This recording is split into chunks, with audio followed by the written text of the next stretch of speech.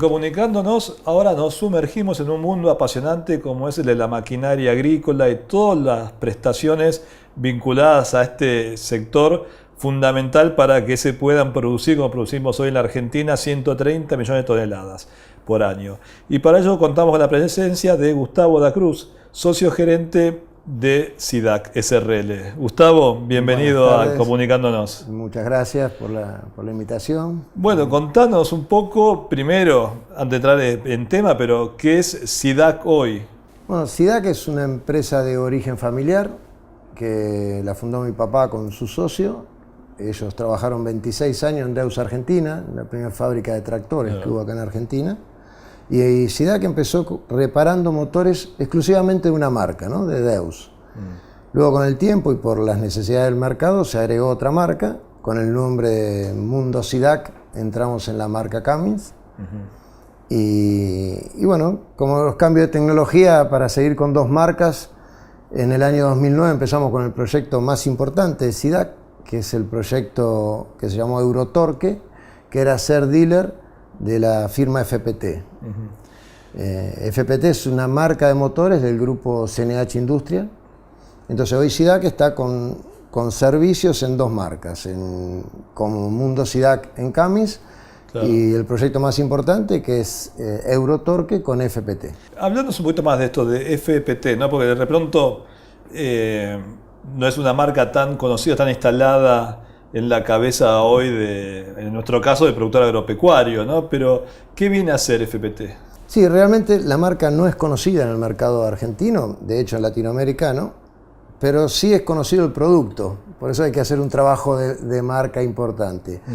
FPT, como te dije, la fábrica de motores del grupo CNH Industrial. Es todo el motor que hoy vemos dentro de un camión Iveco, dentro de una máquina Case o New Holland, tanto agrícola como equipos viales, y dentro de marcas que están fuera del grupo CNH Industria, Ford, por ejemplo, Imoinsa y Hyundai. Hay muchas marcas que atiende FPT en el mundo, no solo en Latinoamérica. ¿Y son motores de qué características, Gustavo? ¿Qué rango cubre? Bueno, FPT cubre de motores de 50 HP a 800, 900 HP, de los cuales de 50 a 500 se fabrican hoy en la planta de Córdoba, en Argentina. Bien, ¿y cómo está el sector o sea, para el sector agropecuario específicamente, ¿no? Con sus cosechadoras, sus tractores? ¿Cuál es el motor que más se demanda? ¿Qué características tiene ese motor para el agro? FPT, dentro de la gama hay dos motores, dos líneas, que son una la línea NEF, que son motores que andan entre 4 o 6 cilindros mecánicos y electrónicos en el entorno de 150 a 250 HP. Y después la línea Cursor, que son las más conocidas, la Case 7120, Cursor de 9 litros, y ahora las máquinas más grandes que ya se fabrican completas en Córdoba, con motores de 500 caballos y 13 litros de cilindrada, también en línea Cursor. Claro. Esa motorización equipa tanto una máquina Case como una máquina New Holland. Que son para las grandes cosechadoras de tipo... Son las más grandes del mercado. De axial, ¿no? Porque Exacto. ¿En qué, digamos, como prestación, como tecnología, cuál es la gran diferencia entre un motor, te digo yo como neófito en esta área, ¿no? Te darás cuenta enseguida, pero entre la prestación que entrega un motor hoy y la tecnología que lleva adentro contra el motor que había en los años 90 o para atrás? ¿En qué evolucionó? Mirá, en un montón de cosas, es decir, los motores contaminan menos, tienen más potencia, hacen menos ruido, es decir, cuando hablamos de normas de emisiones casi siempre hablamos de la contaminación, pero las normas atienden un montón de factores, atienden el factor de ruido, bueno, claro, de contaminación ambiente, de pérdidas de aceite, que es otra manera de contaminar. Hoy los motores prácticamente no tienen pérdidas de aceite o de cualquier fluido, ¿no? que circule dentro del motor. Pero realmente el usuario lo que lo nota más es en las horas de uso versus el combustible que gasta, es decir, son más económicos. Claro, ese es el tema, ¿no? Y son más duraderos. Cuando yo era chico, un motor bueno andaba a 6.000 horas. Hoy un motor muy malo andaría a 6.000 horas. Depende del equipo que esté, pero por ejemplo una cosechadora son rendimientos cercanos a las 20.000 horas, depende del tipo de máquina. Antes de la primera... No, hoy en día un motor reparado o recorrido tiene que durar lo mismo que un motor. Nosotros justo estamos en ese tema, ¿no? Claro. Y ahí entra un montón de otros factores, como es decir, cómo se repara un motor para que tenga la misma vida útil que cuando fue nuevo. Claro, o sea, haces 20.000 horas y ahí el motor hay que, digamos, recorrerlo. Te digo, depende de la máquina. Claro. En una máquina que está muy exigida, de uso severo, quizás el rendimiento sea más bajo, pero la media también era más bajo antes. Claro, ¿no? claro. La media es que casi en horas se triplicó el valor de el uso en horas de la un duración motor. de... Exacto. Y te hago una pregunta tal vez básica, pero suponete, yo tengo una cosechadora, ¿no? De una axial, que llevo tremendos motores. Digo, llegué a las 20.000 horas, ¿cómo hago para sacar ese motor y que alguien me lo repare o lo ponga vuelta a punto y me lo vuelva a poner en la cosechadora? ¿Cómo es ahí la operatoria? Ahí es donde se introducen nuevas variables. Antes hacíamos eso, o se hace hoy también, se saca el motor, se repara. Pero si te rompe el motor en plena cosecha, no querés que llueva, necesitas ya. Entonces existen otros nuevos jugadores que son los motores de rotación. Ajá. Entonces nosotros y dentro de la red SNH, nosotros como somos exclusivamente motor, FPT es la marca del motor, Claro. vamos a proveer y estamos proveyendo motores de rotación, es decir, motores parciales o motores completos para que si se plantó un motor en medio de una cosecha o próximo a una cosecha, se reemplaza el motor y se repara el del cliente en otros tiempos, pero la máquina no para. Impresionante. Hoy en día casi cuando nosotros estamos con FPT y como ser un dealer, toda nuestra organización apunta a un objetivo: menor tiempo de máquina parada. Claro. Es decir, vos podés tenemos un taller, gente entrenada, pero el resultado tiene que ser menor tiempo de máquina parada. Suponete que estoy trillando en Montevideo, ¿no? Ahí en Córdoba.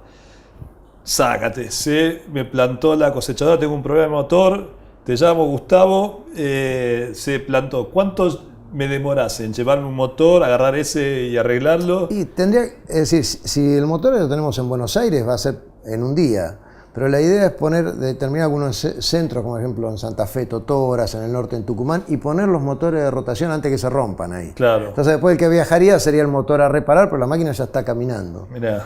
Bueno, estamos aceitando todo ese proceso. Y tecnológicamente a campo podés sacar un motor y poner el otro. Sí, ningún problema. No sé, ¿cuánto pesa un motor de una cosechadora? Y depende, el motor más grande hoy estamos hablando de 1.300 kilos, hay que tener camión con hidrogrúa y todas esas cosas. Pero casi siempre la gente que está en el ambiente nosotros lo tenemos, pero también lo tiene, es decir, porque sacar un motor de una cosechadora es algo normal.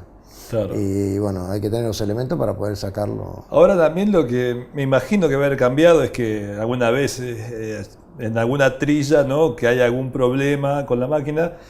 Yo creo que al contratista le gusta resolver él mismo el problema, ¿no? Si algo se rompió, soldar, abrir, hacer una reparación. Creo que con esta tecnología eso ya se hace cada vez más difícil, ¿no? Si es algo un poquito ya más complejo. El contratista conoce muy bien su máquina. La verdad es la gente que mejor conoce la máquina, porque le conoce todos los ruidos, le conoce todas las mañas, y realmente ellos, hasta a veces son ellos los que reemplazan los motores, conocen todas las instalaciones. A veces por eso se ponen motores parciales. ¿Por qué motor parcial? ¿Qué significa motor parcial? Es casi un motor terminado con todas las partes críticas incluidas, pero quizá el cubre volante de una Case o de una New Holland es diferente, pero el motor básico es el mismo. Si el cliente tiene de las dos, prefiere tener un motor, porque él le pasa esas piezas estáticas en el momento, son una hora de trabajo. Claro. Pero se le da todas las alternativas para que lo pueda hacer.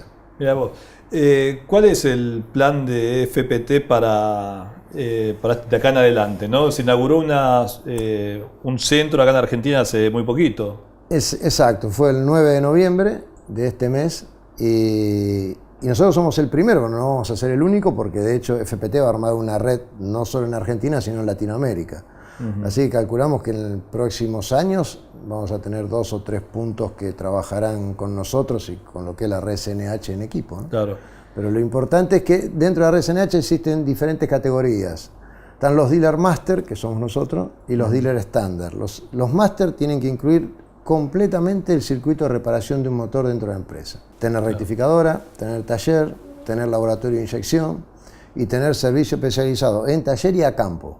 Ajá. Esa posibilidad de ir y resolver la cuestión. Sí, nosotros la mayoría de los servicios en grupos electrógenos, equipos viales o equipos agrícolas pesados se hacen a campo, no Claro. te va a traer la cosechadora. Claro, sí, sí. Y no siempre el problema es reparar un motor, a veces son problemas menores, que hay que ir y verlos o cambiar un juego de inyectores, ¿no? Para todo eso no se desmonta un motor. ¿Cuánta gente tenés trabajando en este equipo? En total nosotros somos 45 personas.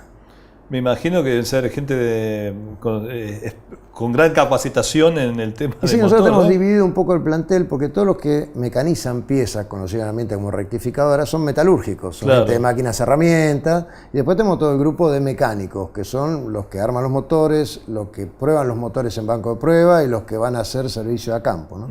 Que tener todo integrado, tener laboratorio y todo le sirve al operario, al técnico, porque ve todo el proceso, ¿no?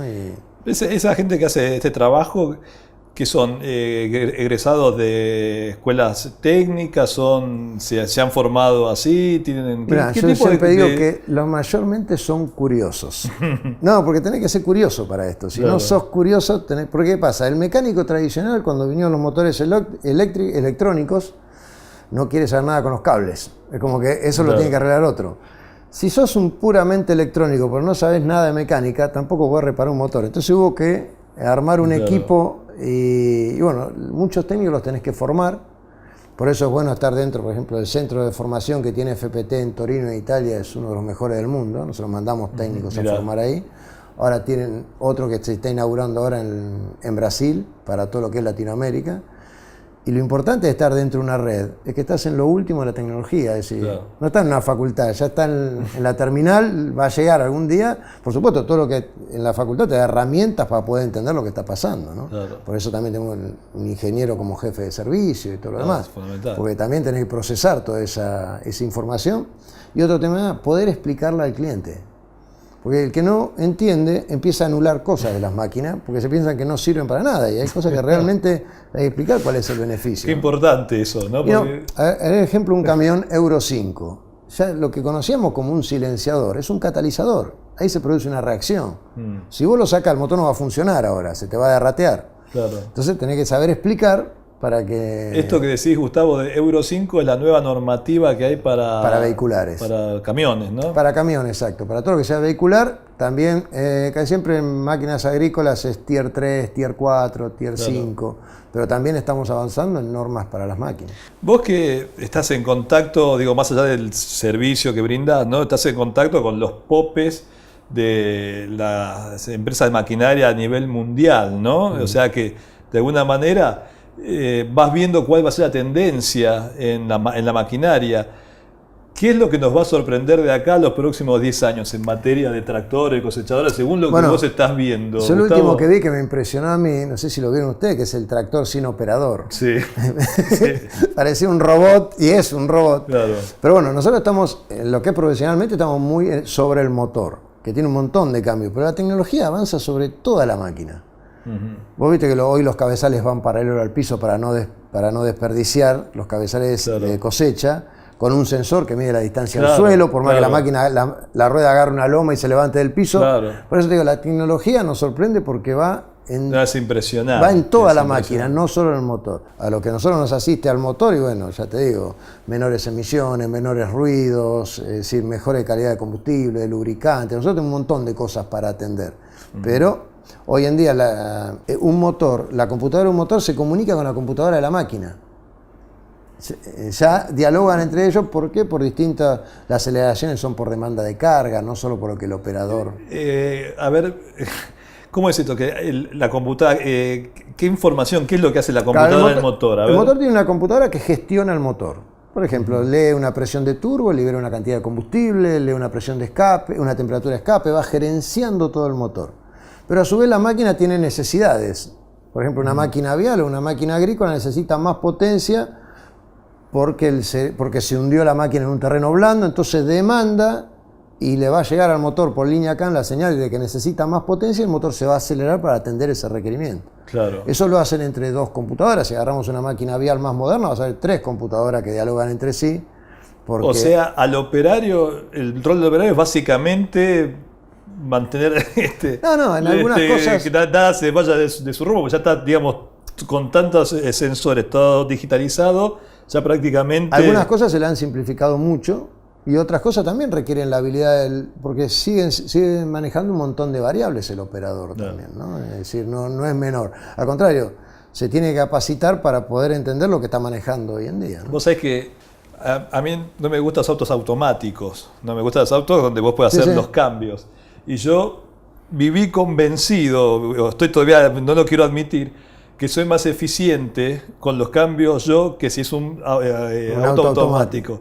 Pero dicen los que saben que es al revés, que el auto automático es más eficiente, que hace mejor los cambios que las personas. Bueno, hay que acostumbrarse. Yo tengo un auto automático. ¿Es así, Gustavo? Sí, y cuando lo compré me dijo, ya, pero un auto para viejo. Bueno, no lo uses. Y lo uso y le encanta. Es decir, el auto automático es una ventaja bárbara, ¿eh? A veces es una cuestión cultural.